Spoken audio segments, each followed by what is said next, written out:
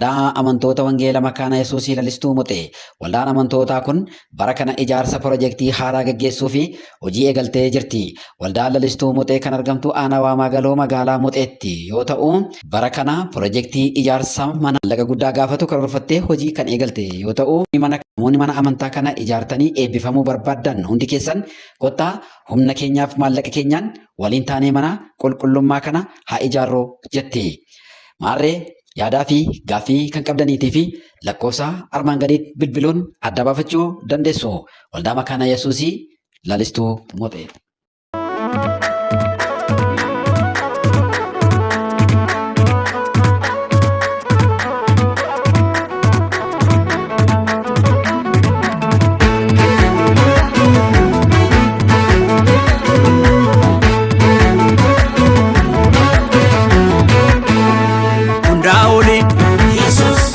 Oli, Jesus, Atunda Oli, Jesus, Oli.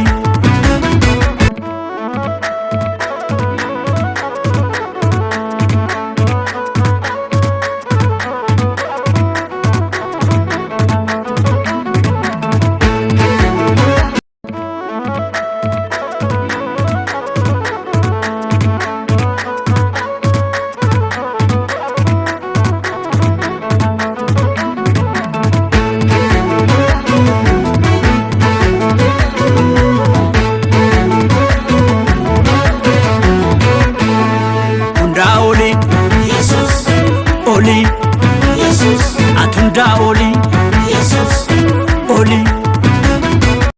Waldaa amantoota Wangeela Makaana Yesuusii Lalistuu Muxee. Waldaan amantootaa kun bara kana ijaarsa piroojeektii haaraa gaggeessuu fi hojii eegaltee jirti.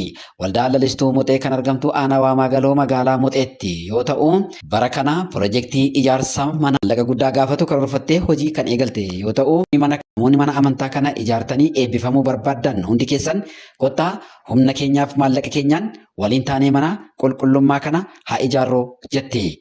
Maarree yaadaa fi gaaffii kan qabdaniitii fi lakkoofsa armaan gadiitti bilbiluun adda baafachuu dandeessu. Waldaa Makaana Yesuusii Lalistuu Muxee.